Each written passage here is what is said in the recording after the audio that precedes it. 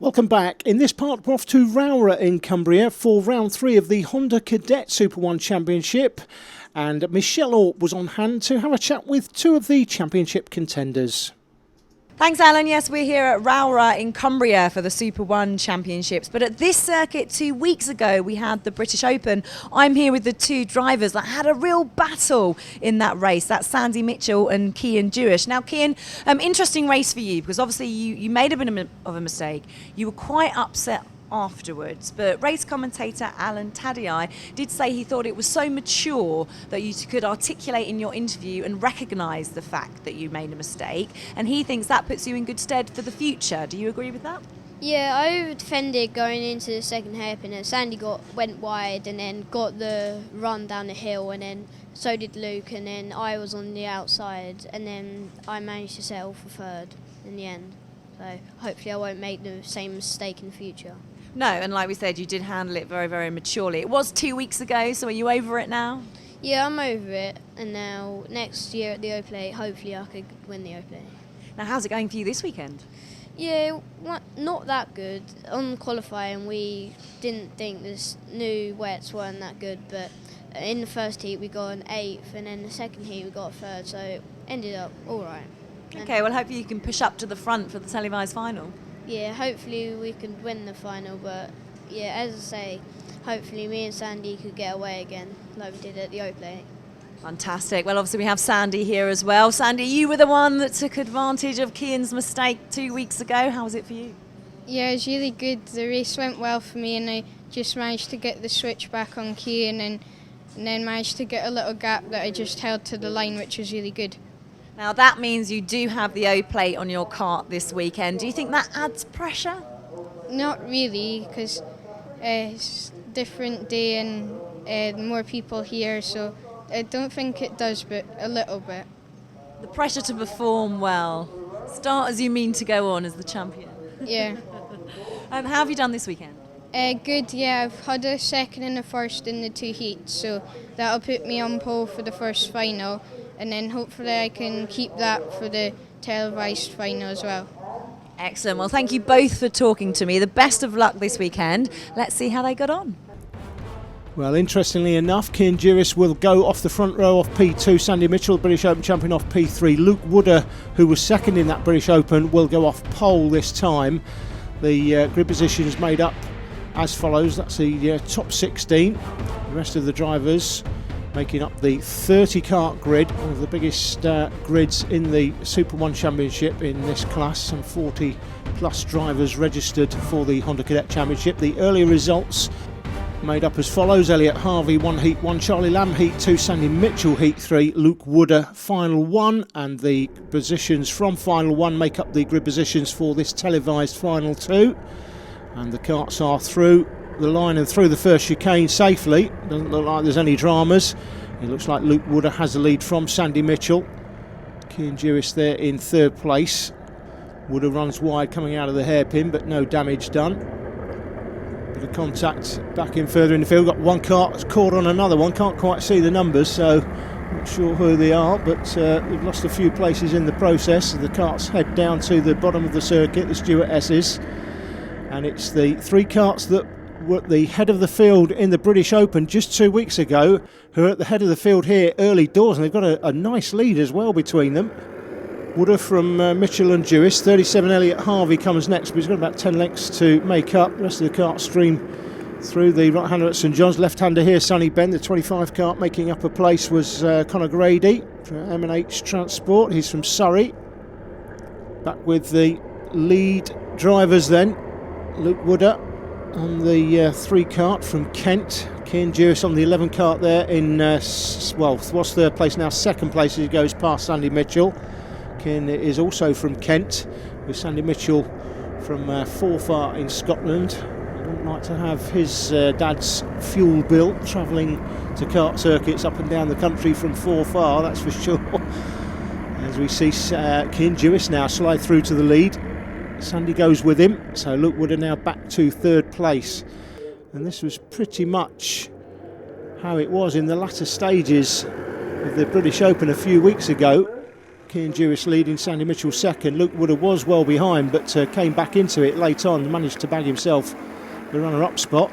37 through the picture was Elliot Harvey, and in behind Elliot was Morgan Porter. Morgan started from P5 and still in 5th place. So it's Cian Jewis that has it then, the 11 cart, down to the first hairpin at the bottom of the circuit. That's McRae's, through there successfully, with Sandy Mitchell in behind. See Sandy just pushing Cian along. They'll be trying to get away from Luke Woodard behind. Sandy again will put his front nose cone on the rear bumper of Cian Jewis and push him along.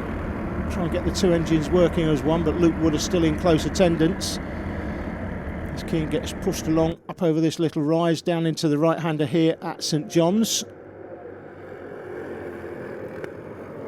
Left-hander Sunny Bend and out towards the final turn on the circuit. Dummy grid bend or paddock bend. They've not got rid of Luke Woodard though, still right there. Bit of a gap back to Elliot Harvey there in 4th place. Morgan Porter's got about 8 lengths to make up, and here's the chasing group in 6th place. Looks like the 88 car of Miles Apps. 14 Ethan Andrews comes next. And the 22 cart, who just gives Ethan Andrews a little bit of a shove on the grass and loses places. Doesn't like it, gesticulating to the marshals as he does so. The 71 cart takes advantage. That's Matthew Hopcraft on the Intrepid. Matthew from Hemel Hempstead. Mark Kimber and James Hillary, 47 and 46 respectively, battling over 8th and 9th place. It's Mark Kimber that's just got the best of that so far, slides through to 8th. Here's a lead group though, still Cian Jewis from Sandy Mitchell and Luke Woodard in very close attendance now. Luke runs a bit wide out of the left-hander at Sunny Bend, but no damage done. Battle of 6th place, that's going to go to the 22 cart currently, Rory Hudson. He slides through for 6 and drops Miles Apps back to 7th. Back with the leaders though, as they come through the chicane, down to McRae's for another time. No change in positions. It will be very interesting if it's like this coming into the last lap again. This is pretty much how it was with Sandy Mitchell in 2nd place. Cian Jewis led it on the last lap going up to that hairpin there, Iredale's. Sandy taking advantage on the switchback. If they're in the same positions on the last lap, be interesting to see how Cian Jewis plays it this time. He's got the lead currently. Whether he'll have the lead going into the last lap is another matter, of course. So it's Jewis from Sandy Mitchell and Luke Woodard, and these are well clear of Elliot Harvey in 4th place. And it's got about 25 cart lengths to make up. I'm not sure he's going to do that unless these 3 start battling early on. I don't think they'll start battling yet, still plenty of time to go. It's interesting though that this is pretty much as it was a couple of weeks ago, and we've got a repeat of it here. Sandy Mitchell in 2nd place there, just gives Cian Jewis a little bit of a nudge, he won't mind that. He knows he's trying to push him away from Luke Woodard behind, but Luke Woodard too close for that to work now. It's a 3-way battle, and the top 3 positions in this race should come from the 3 leading drivers unless there's any contact between them. We've seen that before. Later in the race, still Cian Jewis, but Luke Wood has made his way through to 2nd place, and Sandy Mitchell now in the orange helmet, very easy to spot. He's 3rd, going down to McRae's hairpin. Much later in the race this, we're coming to the business end now. Out of McRae's, up to Iredale's. Woodard looks up the inside of Cian Jewis and looks like he's going for the lead. He does. So Luke Woodard takes the lead for the first time. As we come towards the last few laps, it's now Woodard from Jewis and Sandy Mitchell, British Open champion, there in 3rd place as they come through the stewardesses. Out up towards over the little rise, down to the right-hander here at St John's. Left-hander is now Sunny Bend. That brings you out to the final turn on the circuit, Paddock Bend. As they go across the start-finish line, they'll get the last lap board, and Woodard certainly thinking about defending now, going narrow down to the chicane here. Now, this is an overtaking opportunity. Look for Cian Jewis to look for the switchback. He's going outside, inside. Didn't go wide enough. He's got to be careful. He's got Sandy Mitchell in behind. So last lap, half a lap to go. Mitchell looking for the big wide switchback. Has he got it? As he come down the outside, he's got the run down the outside, and Sandy Mitchell goes from third to first down the outside.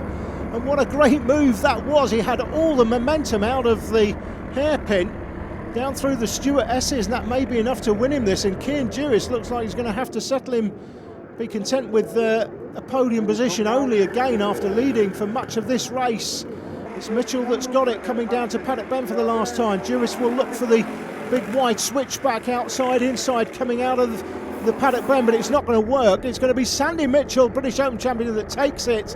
You see Cian Duris very unhappy, hitting the steering wheel. Luke Wooder there in second place, and fantastic move by Sandy Mitchell up in the hairpin to run down the outside of the two carts. They were going very narrow through the hairpin. That gave him the momentum and the win. Top 10 as follows, and after the race Michelle caught up with the top two, starting with Luke Wooder.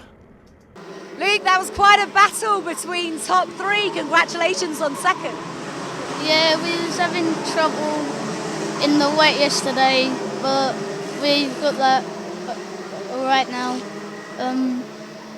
It was really hard, and I'd like to thank Project One, RPM and DHR.